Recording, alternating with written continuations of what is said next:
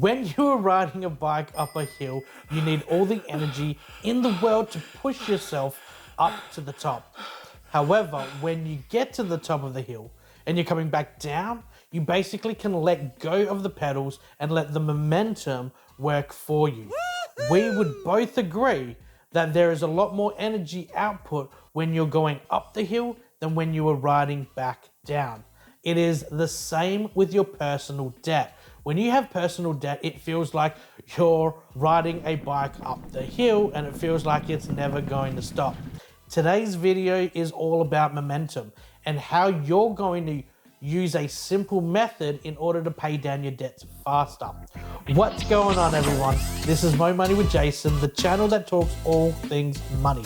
In today's video, we are going to break down the snowball effect, what it is and how to use it to your advantage. With that being said, let's get into it. Now, before we break down how the snowball effect works, you need to know about the two types of debt. These are what we call good debt and bad debt.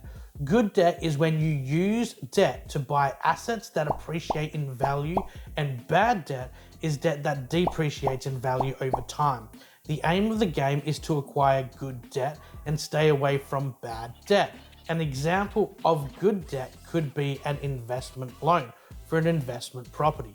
This is where you borrow money to buy a property and rent it out. Nice. This type of debt is good debt, as there is a lot of depreciation and tax write-offs that come with the purchase of a home. Generally, a home will increase in value over a period of time, so a lot of people will argue that this is good debt. An example of bad debt is a car loan. Generally, the first major purchase people will make straight out of high school is a car loan. Now, I'm not saying you shouldn't buy a car. However, there are different types of cars on the market. The worst thing a young adult or even an adult can do is take out a car loan for a brand new flashy car when they haven't got their money right. This is one of those purchases that can put you behind when you're playing the money game. So make sure that you are going to purchase something that is well within your means.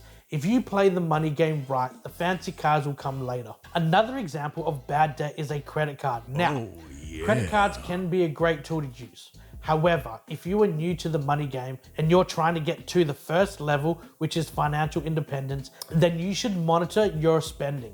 And as a rule, only buy items that you have cash for. If you haven't got the cash for an item and it's not a need but a want, then do not purchase it. Remember, the goal is to become financially free.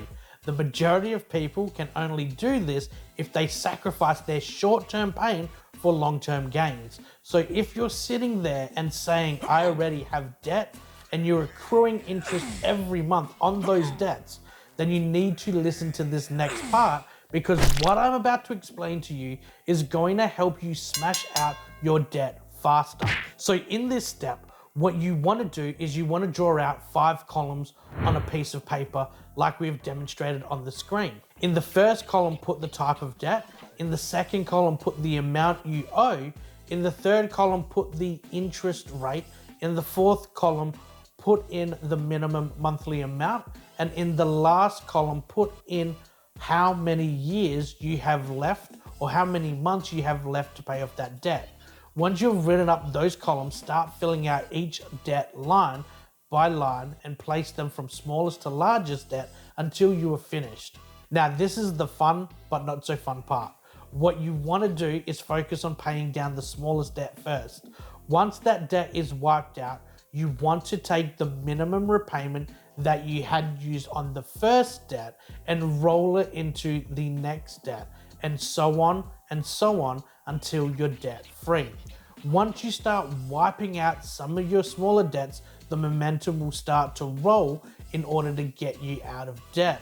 And once you are out of debt, stay out of debt by sticking to the rule of only paying for items in cash, unless it's investments, which we'll talk about in a later video in this series. Now that we have discussed how you can tighten up your budget, how to pay down your debt, and you know what your expenses are, In the next video, we're going to cover the cash flow quadrant by Robert Kiyosaki. If you've enjoyed this video, make sure to hit the subscribe button as well as the notification bell so you don't miss our next video. And make sure to share with your friends and family so you can all level up together. Thanks for watching, and we'll see you in the next video.